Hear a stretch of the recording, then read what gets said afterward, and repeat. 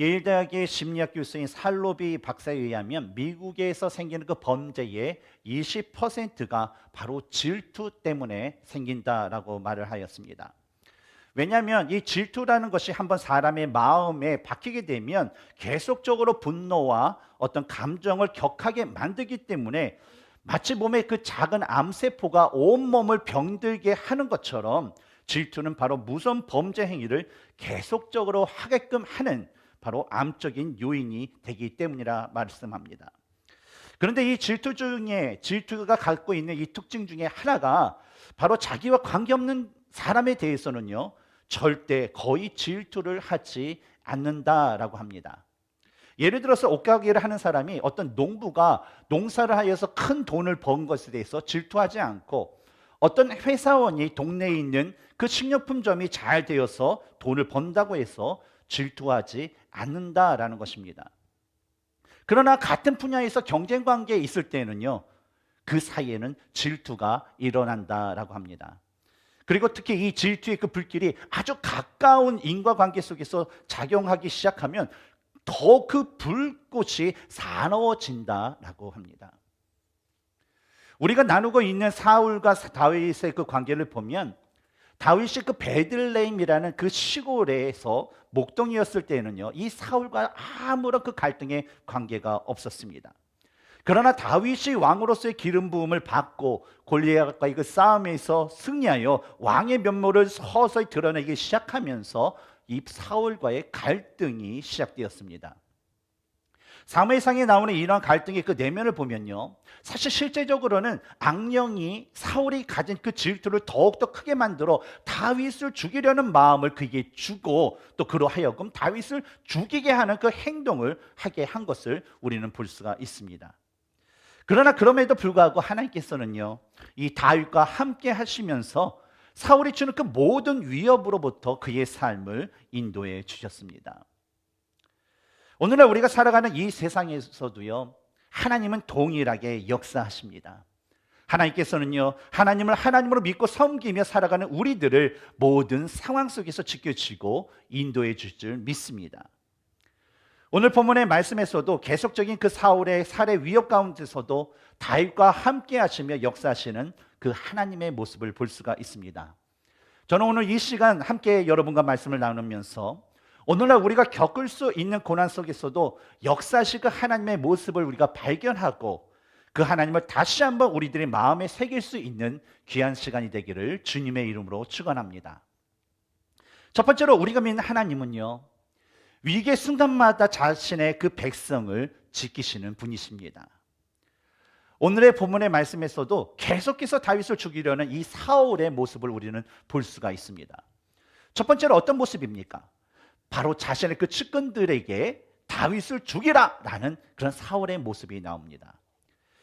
사울은요, 이 다윗을 죽이기 위해서 단둘이 있을 때에 그에게 창을 던져보기도 하였고, 자신의 딸을 그의 아내로 주겠다는 핑계로 일부러 다윗으로 하여금 블레셋과 싸우게 하여서 죽이고자 하였어요.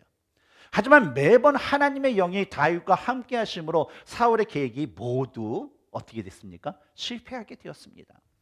그리고 이제는 더 이상 자신의 힘만으로는 이 다윗을 죽이는 것이 불가능하다라는 그 판단이 들자 1절에서 사울이 그의 아들 요나단과 그의 모든 신하에게 다윗을 죽이라 말하였더니 라는 그 말씀처럼 이 아들 요나단을 비롯하여서 자신을 따르는 아주 측근의 그런 사람들을 불러놓고 다윗을 죽이라 라는 그 살해 명령을 내리게 됩니다.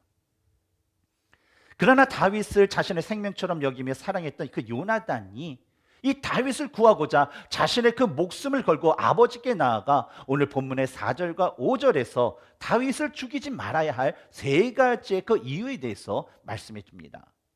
우선 우리 4절과 5절을 같이 읽겠습니다. 요나단이 그의 아버지 사울에게 다윗을 칭찬하여 이르되 원하건대 왕은 신하 다윗에게 범죄하지 마옵소서.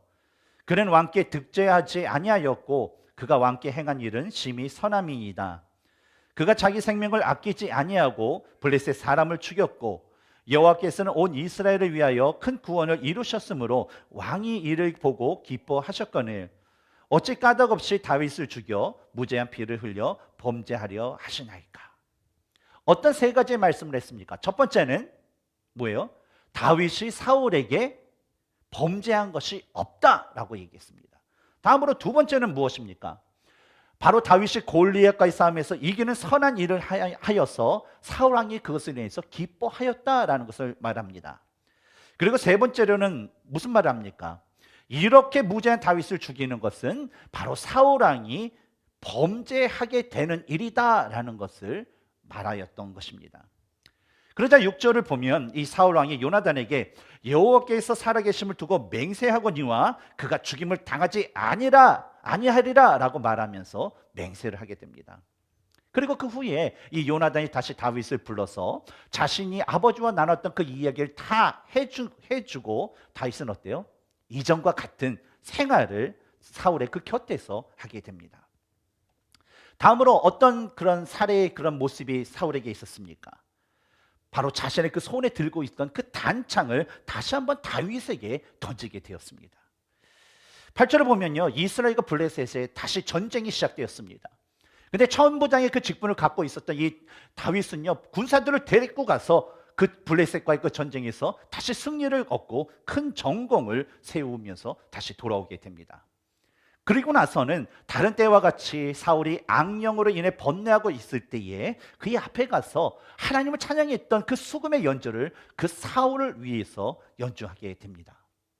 그런데 이때 갑자기 10절을 보면 갑자기 사울이 자신의 그 손에 들고 있던 단창을 다윗에게 힘껏 던지게 됩니다. 이미 요나단에게 다윗을 죽이지 않기로 맹세했던 사울 왕이었습니다.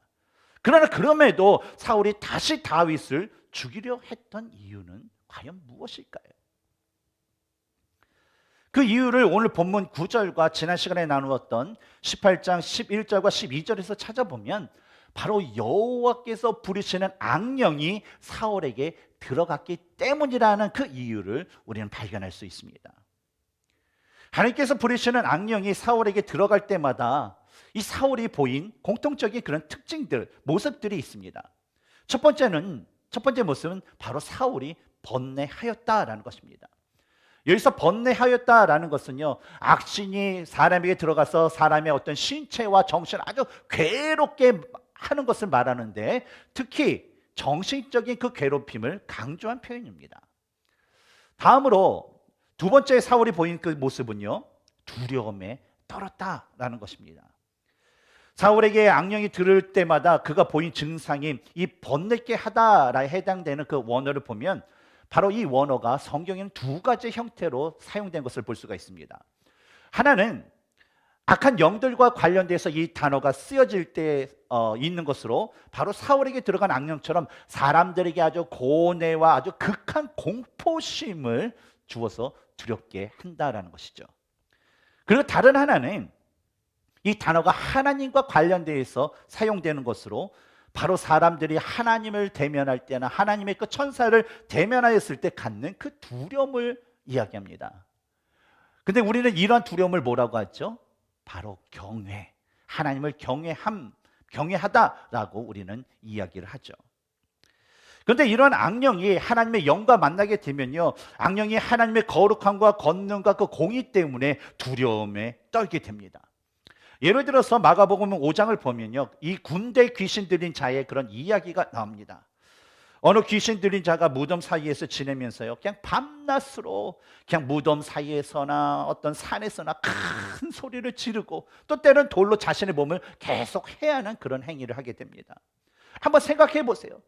이 밤낮으로 큰 소리를 지르고 다니는 사람들이 견뎌내겠습니까? 너무나도 힘들어요.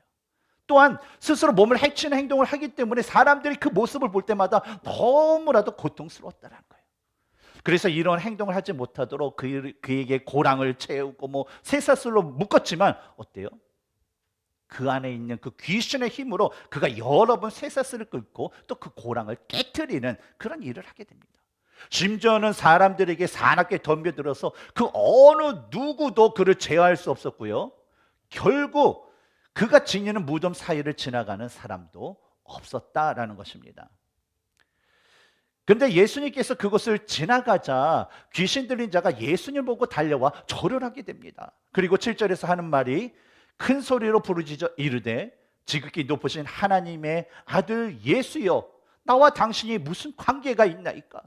원하건대 하나님 앞에 맹세하고 나를 괴롭히지 마옵소서라는 그런 말이었습니다. 뭡니까? 바로 하나님이신 예수님을요, 그가 알고 그가 하나님이시라는 것을 알고서 그는 두려워했다라는 거예요. 마찬가지로 하나님이 부르시는 악령이 들어간 사울은요, 하나님의 영이 함께하는 이 다윗을 두려워할 수밖에 없었던 것입니다. 근데 여러분, 우리가 기억해야 할 것은요, 사탄은요 하나님의 그 통제 아래에 있지만 항상 거짓을 통해서 하나님의 사람들을 그 멸망의 길로 인도하려는 그런 악한 습성을 갖고 있다라는 것입니다. 우선 이런 악한 행위에 대한 말씀이 담긴 우리 고린도후서 11장 12절부터 15절의 말씀을 우리 다 함께 한번 읽어볼까요? 시작. 나는 내가 해온 그대로 앞으로도 하리니 기회를 찾는 자들이 그 자랑하는 일로 우리와 같이 인정받으려는 그 기회를 끊으려 함이라. 그런 사람들은 거짓 사도요 속이는 일꾼이니 자기를 그리스도의 사도로 가장하는 자들이니라. 이것은 이상한 일이 아니니라. 사탄도 자기를 광명의 천사로 가장하나니 그러므로 사탄의 일꾼들도 자기를 의의 일꾼으로 가장하는 것이 또한 대단한 일이 아니니라. 그들의 마지막은 그 행위대로 되리라. 오늘날에도요 사탄은요 하나님을 하나님으로 온전히 섬기려고 노력하는 우리들을요 계속적으로 멸망의 길로 인도하기 위해서요 자신의 일꾼들을 하나님의 일꾼들로 가장시켜서 공격을 합니다. 사탄이 가장 잘 사용하는 그 방법들 중에 대표적인 것은 무엇이 있겠습니까? 바로 여러 이단들이 있고요, 또한 교회들이 헌신하고 행하는 수많은 그 선한 일보다는 또 잘못된 것만을 악의적으로 편집하여서 방송하는 그런 매체들이 있습니다. 그 요즘에는 어때요? 이 코비드 상황을 통해서 더욱 확산되고 있는 가난한 성도들이 늘고 있다는 거예요. 여러분, 가난한 성도 아시죠? 바로 교회에 안 나가는 성도를 가리키죠. 그런 사람들로 변질시키고 있는 바로 유튜브가 있습니다. 근데 여러분, 제가 말하는 그 말을 오해하지 말아야 될 것은 모든 방송 매체와 유튜브가 전부 나쁘다는 것은 아닙니다. 그러나 사탄이 자신의 일꾼들을 마치 정의의 사도나 정의의 일꾼, 의의 일꾼으로 위장하여 바로 방송과 온라인을 통해서 사람들을 하나님께 더 가까이 인도하기보다는 어때요? 하나님과 점점 멀어지게 만들고 교회 존재 자체도 부정하게 만들고 있다라는 것입니다. 이런 이유 때문에 제가 여러 성도님들께 종종 말씀드린 것이 뭐냐면 바로 유튜브를 통해서 하나님의 진리를 찾지 마시라는 거예요. 왜냐하면요 그곳에는요 하나님의 일꾼들이 전하는 그런 진리의 말씀도 있지만 사탄의 일꾼인 그 거짓 선지자들이 하나님의 진리인 양 전하는 거짓 복음도 너무나도 많기 때문입니다. 반면에 어때요? 우리는 하나님의 진리를 찾고 발견하기 위해서는요 하나님의 감동으로 된 그 성경에 기록된 말씀을 우리가 스스로 읽고 묵상하고 성령 하나님의 그 도우심을 받아 깨달을 수 있도록 우리는 날마다 기도하면서 참된 진리를 찾아야 된다라는 것입니다. 사탄은요 우리가 아주 잠시 동안 방심하는 그 틈을 공격합니다. 아주 은밀하게, 아주 자연스럽게 공격하여서 우리가 그 공격을 인식하지 못하도록 우리에게 공격을 가하게 됩니다. 그리고 어느 순간에는요 우리로 하여금 스스로 하나님을 버리게 만든다라는 거예요. 저는 사울의 모습을 보면서 참으로 안타까운 마음이 들었습니다. 왜 사울은 사무엘 선지자로부터 하나님께서 그를 버리신다라는 그 말을 들었을 때에 왜 하나님께 더욱더 나아가 회개 기도를 하지 않았을까? 하나님을 평생 동안 섬기며 살아왔던 이스라엘 사람인데도 불구하고 그가 괴롭고 두려울 때에 왜 하나님을 스스로 찾지 못했을까? 라는 그런 질문이 들었습니다. 만약에 사울에게 이러한 질문을 누군가가 그 당시에 했더라면 어쩌면 당시의 사울은 다음과 같은 대답을 할 수 있었을 수도 있을 것입니다. 어떤 대답이냐면 지금 너무 힘들었어. 지금 너무 마음이 아팠어. 지금 기분이 상했어. 무서워서, 창피해서, 나라를 돌보냐, 내가 시간이 없어서, 바빠서 등등 아주 여러 가지 이유가 있을 것입니다. 근데 여러분, 성경에서는요, 이런 상황을 겪을 때에 하나님께서는 하나님께 나오지 않아도 된다라고 말씀하신 적이 있으신가요? 아니죠. 성경 어느 곳에서도요, 네가 힘드니까 하나님 앞에 나오지 마, 네가 바쁘니까 하나님 앞에 나오지 마 라는 그 말씀을 한 적이 없다라는 거예요. 히브리서 4장 15절을 보면, 그러므로 우리는 긍휼하심을 받고 때를 따라 돕는 은혜를 얻기 위하여 은혜의 보좌 앞에 담대히 나아갈 것이니라 라는 그런 말씀이 있습니다.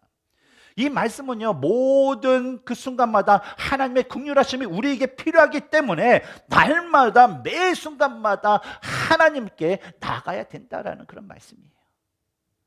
그러나 사탄은 어떻습니까? 야, 너무 힘들면, 너무 아프면, 너무 기분이 상하면, 바쁘면 등등 그런 모든 그 수많은 이유들에 대해서, 야, 괜찮아, 네가 힘들면 예배 드리지 않아도 돼, 네가 바쁘면 기도하지 않아도 돼, 야, 네가 기분이 별로 좋지 않으면 아유, 하나님 말씀 안 읽어도 돼 라고 말하면서 아주 마음이 너그러운 것처럼 사람들을 미혹하게 됩니다. 혹시 여러분들은요, 그 모든 상황 속에서 특히 어려운 상황 가운데 어떠한 음성에 순종하며 살아가고 계시나요? 제가 히브리서 4장 15절과 16절 말씀을요, 다시 세 번역으로 읽도록 하겠습니다. 우리의 대제사장은 우리의 연약함을 동정하지 못하시는 분이 아닙니다. 그는 모든 점에서 우리와 마찬가지로 시험을 받으셨지만 죄는 없으십니다. 그러므로 우리는 담대하게 은혜의 보좌로 나아갑시다. 그래야 우리가 자비를 받고 은혜를 입어서 제때에 주시는 도움을 받도록 합시다. 우리를 유혹하는 악한 영들의 그 유혹이 아닌 바로 하나님의 말씀대로 우리를 이끄시는 그 성령님의 인도하심을 따라 살아가시는 모든 성도님들이 되시기를 주님의 이름으로 축복합니다. 두 번째로, 우리가 믿는 하나님은요, 위기 순간에 우리의 제약된 모습도 드러내시는 분이라는 겁니다. 하나님이 부르시는 악령이 사울에게 접하자 사울은요, 자신의 앞에서 수금을 연주하던 그 다윗에게 자신의 그 단창을 던지게 됩니다. 이로 인해 다윗은요, 밤에 급히 집으로 도피하게 되고 사울은 이 다윗을 잡고자 그의 전령들을 다윗의 집으로 보내게 됩니다. 어떻습니까? 상황이 너무나도 급박해요. 너무나도 아주 위기가 아주 가득한 그런 순간이었습니다. 그리고 갑자기 집으로 뛰어 들어온 그 다윗을 통해 모든 상황을 들은 이 아내 미갈은요, 바로 다윗이 창밖으로 달아날 수 있도록 돕게 됩니다. 그리고 다윗은 바로 사무엘 선지자가 살고 있는 라마 나요스로 피하게 되죠. 그런데 이런 내용이 담겨져 있는 오늘 본문의 13절에서 16절 말씀을 보면요, 조금 의문이 드는 그런 장면이 나오게 됩니다. 우리 함께 무엇이 의문인지를 우리가 퀘스천 우리가 갖고서 다 같이 한번 말씀을 읽어보도록 하겠습니다. 시작. 미갈이 우상을 가져다가 침상에 누이고 염소털로 엮은 것을 그 머리에 씌우고 의복으로 그것을 덮었더니 사울이 전령들을 보내어 다윗을 잡으려 하매 미갈이 이르되 그가 병들었느니라. 사울이 또 전령들을 보내어 다윗을 보라 하며 이르되 그를 침상째 내게로 들고 오라. 내가 그를 죽이리라. 전령들이 들어가 본즉 침상에는 우상이 있고 염소털로 엮은 것이 그 머리에 있었더라. 여러분, 이 13절에서부터 16절까지 그 말씀을 읽으면서 혹시 좀 이상한 점을 혹시 발견하신 분 계신가요? 뭐가 있죠? 좀 이상한 장면? 다윗을 피신시키기 위해 미갈이 침대 위에 누워서 다윗을 위장시킨 것이 뭐라고 합니까? 바로 우상이었다라는 거예요. 미갈은요, 하나님께서 자신의 나라로 세우시길 원하시는 그 이스라엘이라는 그 나라의 첫 번째 왕으로 세운 그 사울의 딸이었습니다.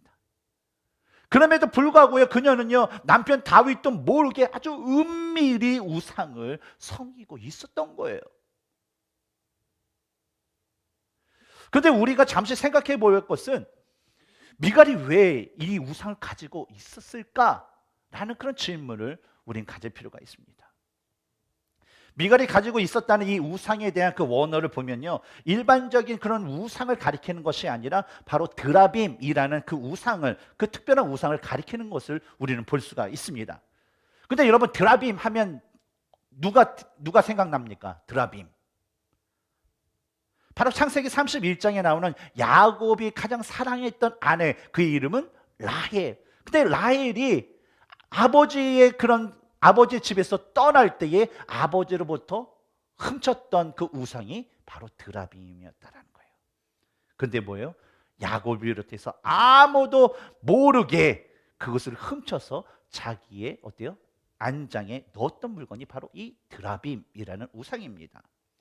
물론 지금은 사이즈가 달라졌죠. 라헬이 가진 거는 조그만 거지만 어떻습니까? 이 미갈이 가지고 있는 다윗의 몸만한 큰 드라빔이었다는 것이죠. 이처럼 라헬도 그랬고, 오늘 본문에 나오는 미갈이 드라빔을 가지고 있었던 것은요, 이 드라빔이라는 그 우상이 단순히 어떤 성김의 그 대상일 뿐만 아니라 이 드라빔이 가지고 있는 자는 바로 그가 속한 가정의 그 전체에 대한 지배권과 그 가정이 갖고 있는 그 재산의 많은 부분을 차지할 수 있는 그 권리가 보장되었기 때문이었습니다. 따라서 미갈이 이 드라빔을 가지고 있었던 것은 바로 자신이 아버지 사울에 있어서 정당한 상속자임을 인정받기 위해서 그가 그 우상을 섬기면서 이 우상을 가지고 있었던 것입니다.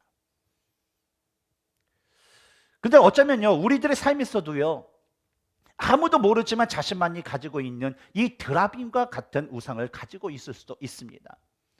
겉으로는 우리가 하나님을 하나님으로 섬기는 사람 같은데 아무도 모르는 그 은밀한 곳에서는 하나님보다 이 세상의 부와 명예와 권력을 얻기 위해 더 섬기는 그런 제약된 모습이 우리에게도 있을 수 있다라는 것입니다.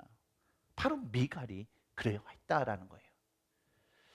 하나님은 이러한 삶을 살았던 미갈의 모습을 통해서 하나님의 그 거짓 믿음의 그 삶을 사는 사람들의 그 모습을 우리에게 몇 가지 보여줍니다.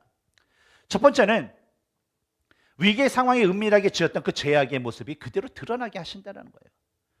마치 미갈이요, 남편 다윗을 필신시켜야 하는 그 위급한 순간에 자신도 모르게 꺼낸 것이 뭐예요? 바로 이 드라빔이라는 그 우상을 드러냈던 것처럼 말이죠.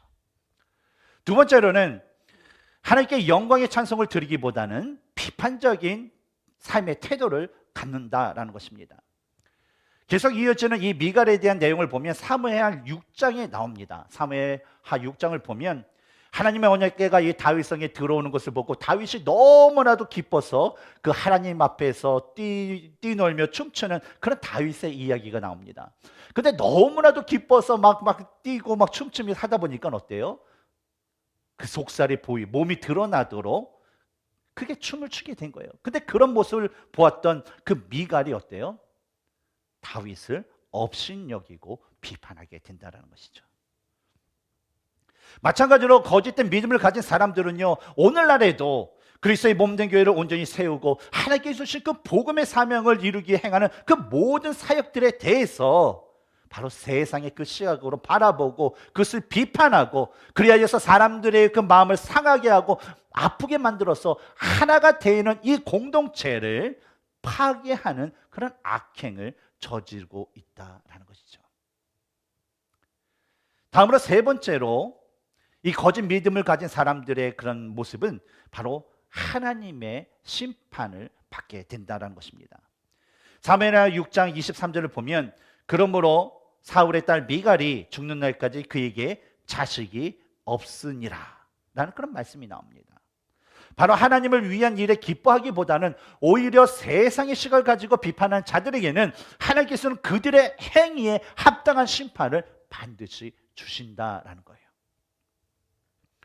그러므로 우리는요, 누가복음 6장 45절에서 예수님께서 선한 사람은 마음에 쌓은 선에서 선을 내고 악한 자는 그 쌓은 악에서 악을 내나니 이는 마음에 가득한 것을 입으로 말함이니라 라고 말씀하신 것처럼 누가 언제 어디서 우리들의 그 모습을 보든지 우리들의 모습이 하나님께 영광을 돌릴 수 있는 모습을 가질 수 있도록 우리는 힘써 노력해야 될 줄 믿습니다.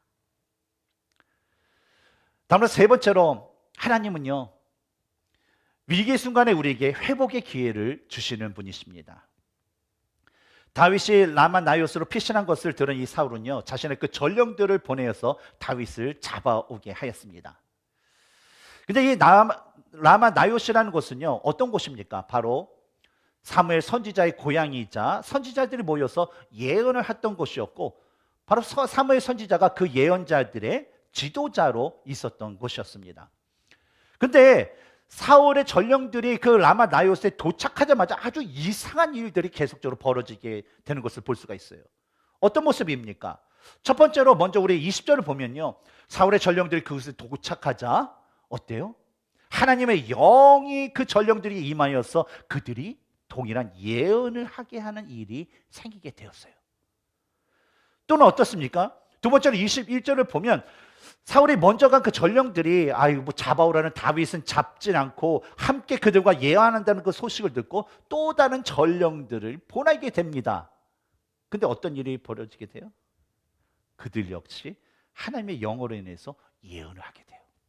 계속 보내는 전령마다 자기가 원하는 그 다윗을 잡아오기는커녕 계속해서 그곳에서 하나님의 영 때문에 무슨 일인지 모르지만 계속적으로 예언하는 그런 상황이 벌어지자 이번에는 22절과 23절을 보면 사울 왕이 직접 라마 나요스로 가게 됩니다.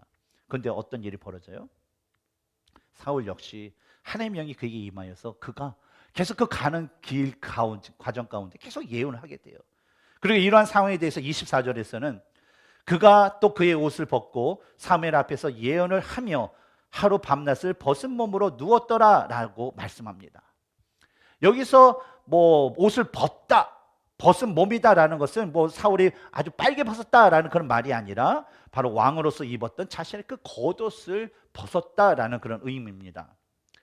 하나님께서 사울로 하여금 겉옷을 벗고 예언을 하게 하신 것을, 그런 이유를 찾아보면 우리는 두 가지를 찾아볼 수가 있어요. 첫 번째는 사울에게 회개할 수 있는 마지막 기회를 주기 위함이었습니다. 사무엘상 19장 24절에 나오는 이 사울의 모습은요, 우리가 성경을 찾아보면 사무엘 선지자로부터 그가 왕의 기름을 받은 후에 그곳에 있었던 선지자들과 함께 예언했던 바로 사무엘상 10장 10절의 모습과 아주 비슷합니다. 바로 하나님께서 사울에게 그가 처음 이스라엘 왕으로 세워질 당시의 상황을 다시 한번 경험하게 함으로 인해서요, 그가 하나님께 얼마나 잘못됐고 죄악된 것인지를 깨닫고 회개하여서 그가 다시 하나님의 사람으로 돌아오기를 바라셨던 거예요. 그리고 두 번째 이유는 사울에 대한 최종적인 심판의 결과에 대해서 암시적으로 보여주기 위함이었습니다. 24절에서 사울이 겉옷을 벗고 하루 밤낮을 벗은 몸으로 누웠더라라는 그 말은요, 회개하지 않는 그 사울의 왕권이 이제는 하나님에 의해서 박탈당할 것을 바로 그의 옷을 벗음이라는 그런 상징적인 것으로 바로 보여주고자 하셨던 것입니다. 사울은요, 하나님께서 주신 이러한 영적인 체험을 직접 경험하고 또 자신의 눈으로 보고 자신의 귀로도 들었습니다. 하지만 하나님께 대한 자신의 죄를 회개하지 않자 사울은 어때요? 자신이 직접 경험하고 보고 들어도 결국은 알지 못한 채 그는 결국 비참한 최후를 맞이함으로써 역사 가운데 사라지게 됩니다. 이 세상을 살아가는 모든 사람에게는요, 여러 가지 고난과 그 위기의 순간이 있습니다. 그러나 사람마다 그 순간을 통해서 얻는 그 결과는 전혀 다릅니다. 어떤 사람은 고난과 위기의 순간을 통해서 절망이라는 것을 얻지만 어떤 사람은 그 고난과 위기의 순간에 하나님을 경험함으로 하나님께 대한 그 소망을 얻게 됩니다. 우리 그리스도인들의 삶에는요, 믿음으로 인하여 당하는 그 고난과 어려움이 있습니다. 그러나 이러한 고난과 어려움도요, 나 이 삶 가운데 하나님께서 함께 하신다는 것에 대한 믿음이 있을 때에 오히려 그 고난과 어려움은 바로 하나님께 대한 희망과 행복한 삶으로 변하게 됩니다. 왜냐하면 우리 자신을 볼 때는 연약한 밖에 우리는 볼 수 없지만 우리가 하나님을 바라볼 때에 바로 하나님께서는 우리에게 자신의 능력을 부어주셔서 우리를 강하게 해주시기 때문입니다. 하나님을 하나님으로 온전히 믿고 섬기는 그런 삶을 사시길 바랍니다. 그리하면 하나님께서 저와 여러분의 그 삶에서 자신의 영광과 공의와 능력을 나타내실 것입니다. 이런 축복된 삶이 우리 모든 사람들의, 모든 성도님들의 삶에 있기를 주님의 이름으로 축복합니다. 함께 기도하겠습니다.